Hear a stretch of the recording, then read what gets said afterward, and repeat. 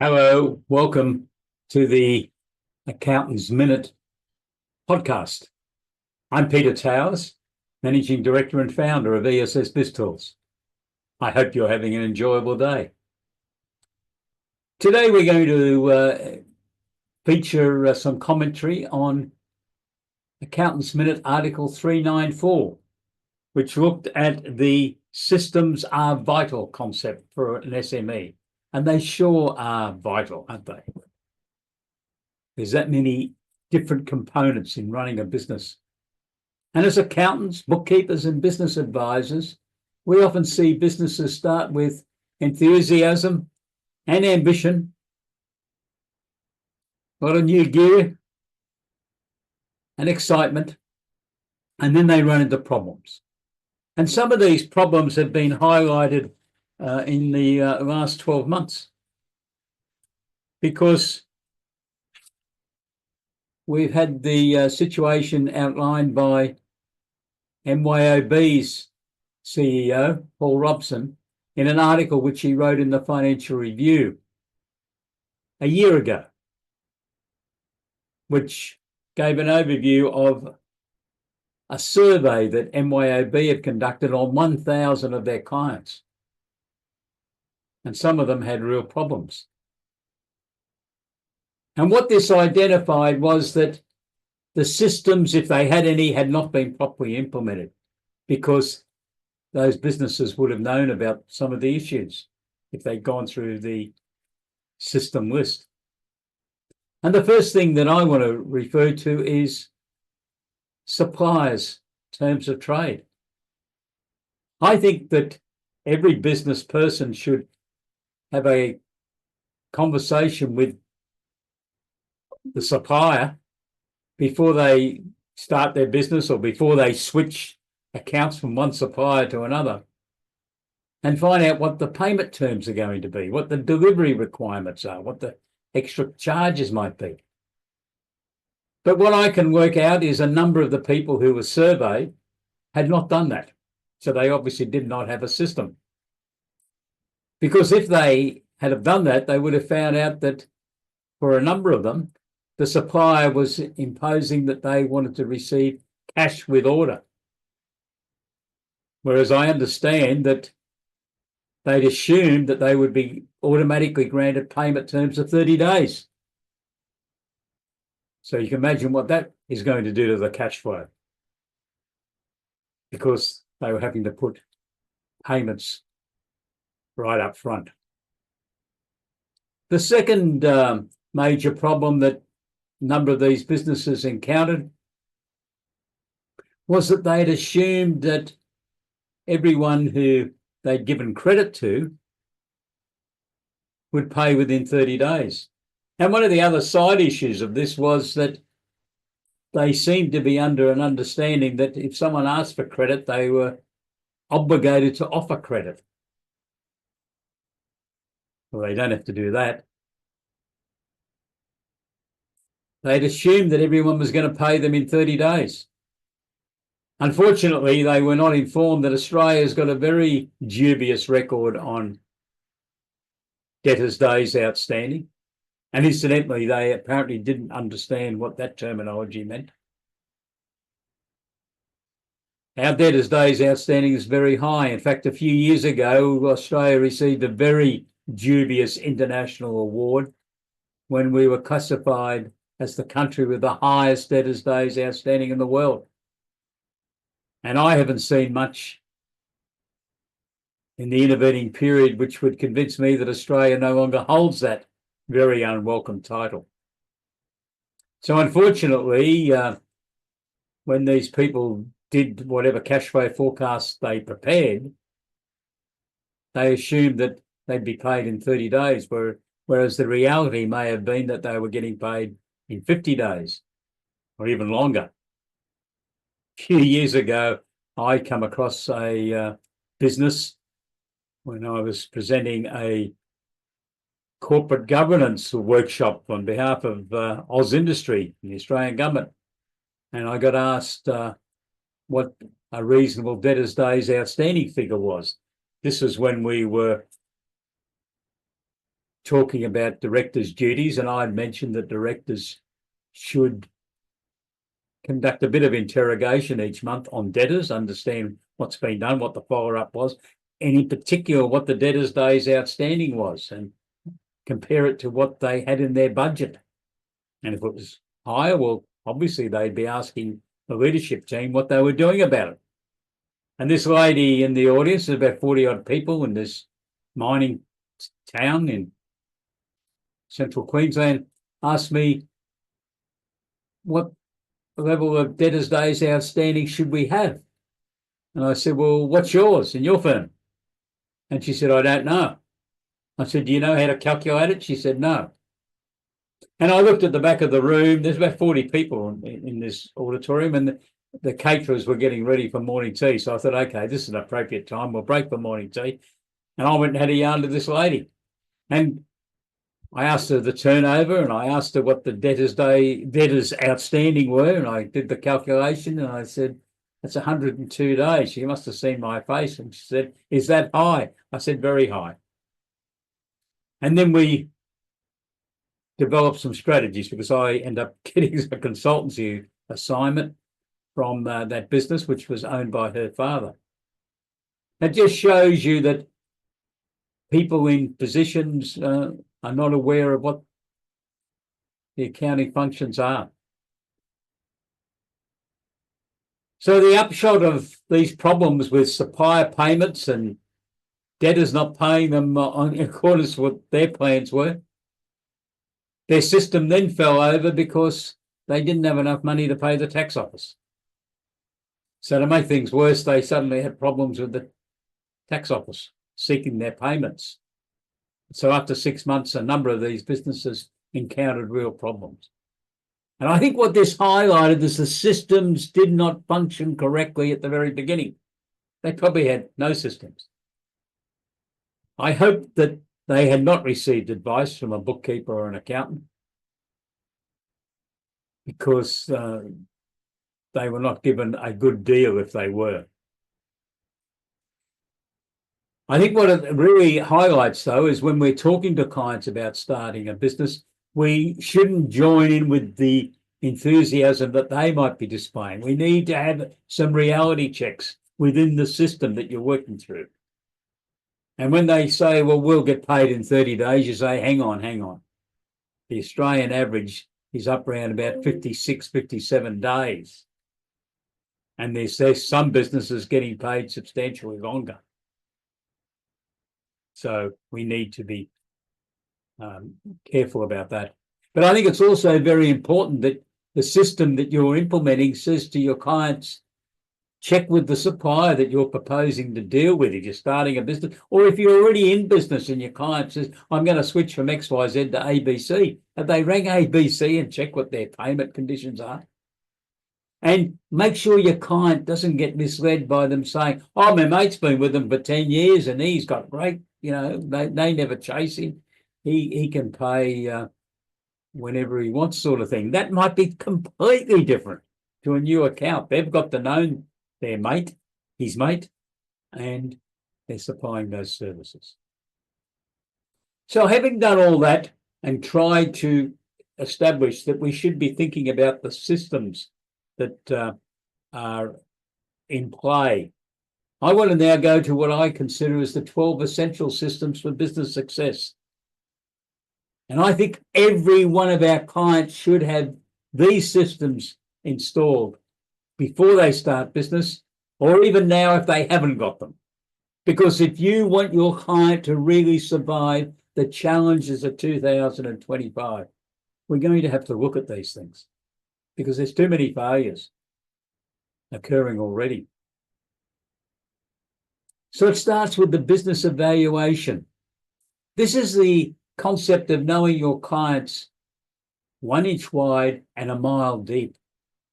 Now, in your present role as the tax agent, or perhaps as the bookkeeper preparing data that's going to the tax agent for finalisation of the entity's tax return, you'll know a fair bit about the client. But I don't think you know it to the level that we're talking about at 1 inch wide, 1 mile deep. Because it's covering issues like risk management, internal control, who's authorised to commit the business to expenditure, who follows up that what's ordered in inventory and stock items is what's received and delivered, and do we get the right quantity? And is it in good condition? Who negotiates payment terms? Who supervises research and development and other activities that may be conducted in the business? But if you're going to perform the role of being virtually the chief financial officer, or at least the replacement of an accountant, because the business is not big enough to have an accountant at this stage, but you're now going to offer that service to your client, which I think is wonderful. You should be doing it. But you need to make sure that you know a lot more about the client. So that's the business evaluation. That's the first project. And the second one is to prepare a business plan. I think every one of our SME clients should have a business plan that is originally prepared, say, for a 2 to 3 year period, but is reviewed each year in some detail with the leadership team and you sitting down with them and going through it. Because if they don't have a plan, they're really on a pathway to potential failure in their business. So the business planning needs to be undertaken with the leadership team, not for you just to go off in your office and write a business plan out. That doesn't work. I know people did that, but hopefully that practice has now died. People are sitting down with the clients and working through. And in ESS BIZTOOLS, we've got detailed questionnaires that covers everything that can happen in a business. And you really need to get your client thinking about it and saying, yeah, we need to change this, or this is the process. Because at the end of the day, the business plan has to be a plan that the leadership team sign off on. Sign off that they accept it. These are the targets. Because it is them, that leadership team, who have to implement the business plan. Now, you are part of that process now if you're supplying this internal accounting regime to assist. But you need them on board. We don't want them coming back and saying, oh, this was your business plan, Peter. You're the one responsible for it. No. The next key system, I think, is the rhythm of meetings.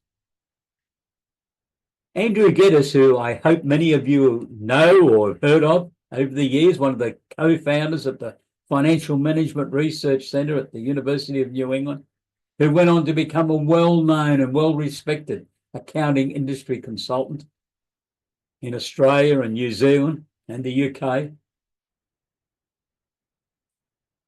Also became the chairman of directors of Green Cross Limited, a company which started off as a one vet and one nurse veterinary surgery in Townsville and grew to be a top 200 ASX company with a chain of veterinary surgeries all over Australia and pet food stores and other associated businesses.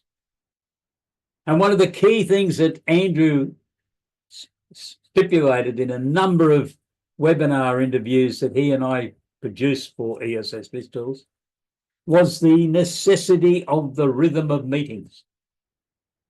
Daily, weekly, monthly, daily, weekly, monthly. Now, there'll be different people attending different meetings. You've got the leadership team and what their role in the meetings are, but you've also got individual team meetings. And he also emphasised the need for someone to be the scribe, take down the minutes, or at least take down the key decisions that have been reached so that they were typed up and put into the system so everyone knew what they were. Very important, that rhythm of meetings, and set the time and try and make sure they occur irrespective if some people are missing, even key people. If they can, they should be encouraged to phone in if they're away from the office so that everyone's aware of what's happening.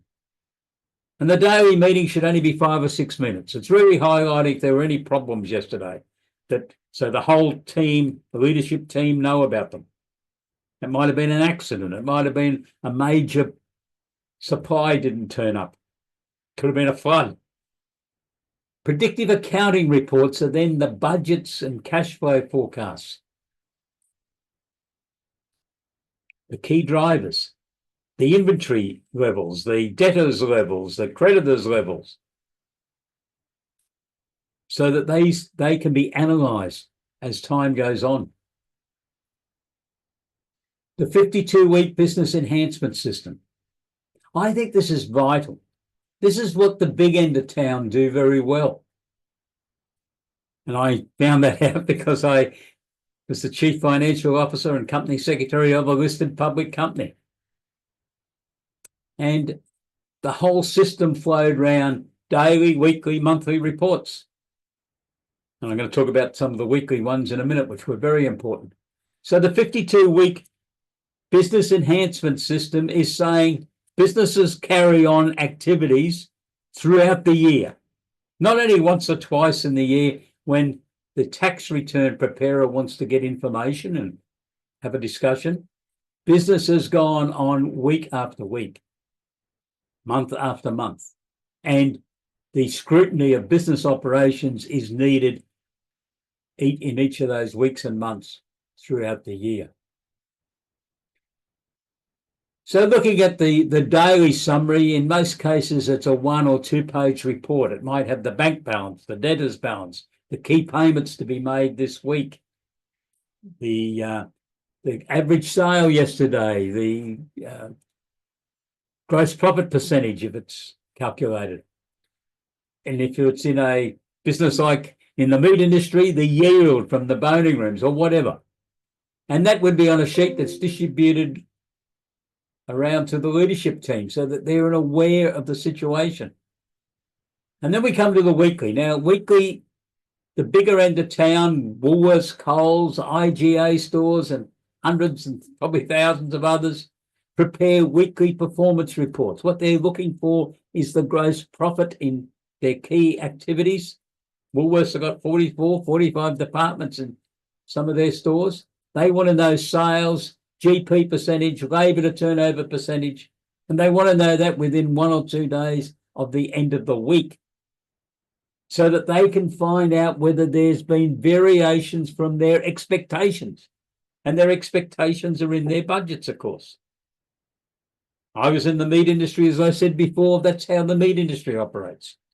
Whether there was meatworks or hundreds of retail butcher shops and small goods factories, they were each treated as a separate unit and they each had their calculations made. So that in our company, I used to sit down after my team had evaluated all the results from coming in around the 3 eastern states, and I had the ones which were not in accordance with budget. I'd sit down with the CEO at lunchtime and we'd have a sandwich. And the first thing he'd say to me, "Who's causing us problems, Peter?" And I had half a dozen out of 500 odd and say to him, well, there they are. And he'd immediately be on the phone to the area manager. We had area managers, 13 of them around Australia, each had an area accountant or a very experienced office manager as his right hand, that manager, or her right hand. And they would talk about what the problem was. Had they found out yet? The CEO wanted to know if they'd found out what the problem was. And they were going to fix it. Had it been fixed? Now compare that to what happens in your SME clients. How many of them are actually preparing weekly performance and profitability reports?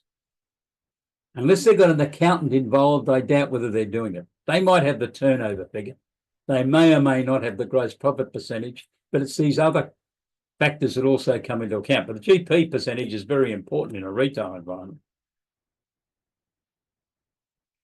So that if they find a problem, so the expectation might have been that there'd be a 38% gross profit percentage this week and it's come in at 22%. What caused that variation? It needs to be found. And it could have been human error. It could have been fraud. It could have been that a major purchase that was going to be run as a special hasn't turned up, got caught up on the highway somewhere, never made it. Okay, well, that's the reason. But the problem is in SMEs, this sort of evaluation does not happen in the majority of them unless they're signed on with ESS BIZTOOLS and they're using our philosophies. Because if the problem is found within 2 or 3 days and fixed, and it's checked again the following week to make sure it hasn't reoccurred, there's a far better chance of the business staying on track. Whereas the average SME doesn't know any of this has happened in lots of cases. They trade for the full 12 months. They send their financial data in, October, November, and someone gets around to talking to them just before Christmas or in February and says, geez, your gross profit percentage was down this year, Jim. It was only 23%. Previous years, it's been 36 to 39%. The problem could have gone right through week after week after week, and no one had picked it up. So that's one of the reasons we got the high emphasis on the weekly profitability reports. The monthly performance review is looking at P&Ls on each of the business units, all calculated separately, not consolidated together, so that they can be analysed, compared back to the budgets, which we had in the predictive accounting process.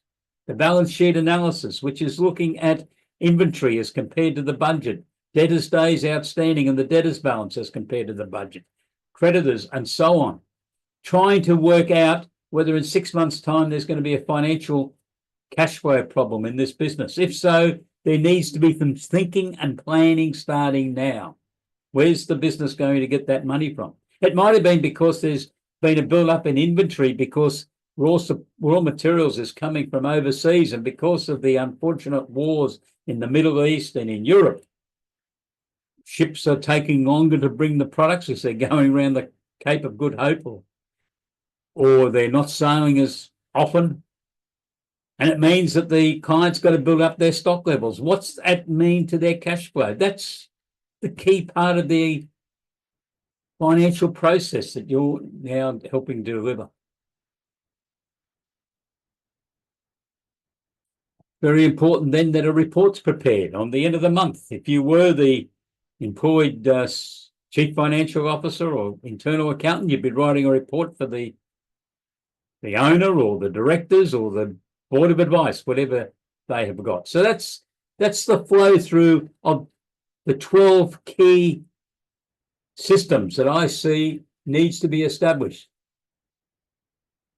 to help your clients. We look at expanding advisory services beyond taxation. That's the summary I've just given you.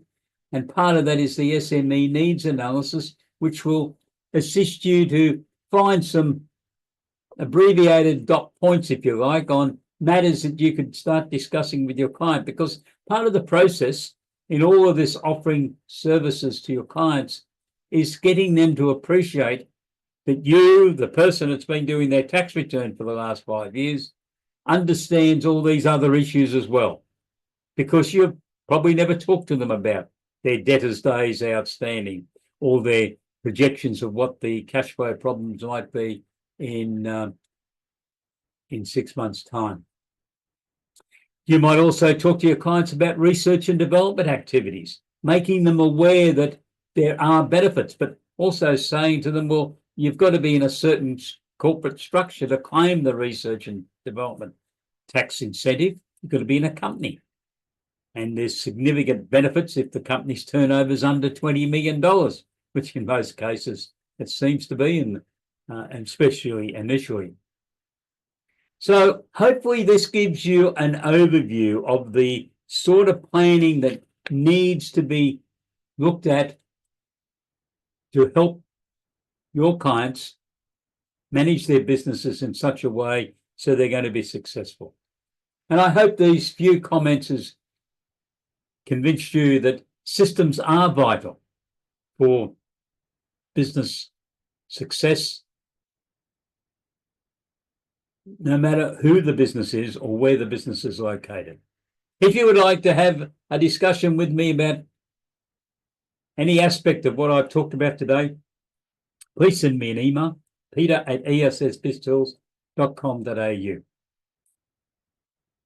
And if you want to have a look at the actual Accountant's Minute article, please go to our website, www.essbiztools.com.au, and click on Accountant's Minute. And this was the update on edition 394. I'll talk to you again in a week's time when we peruse 395. Thank you. Goodbye.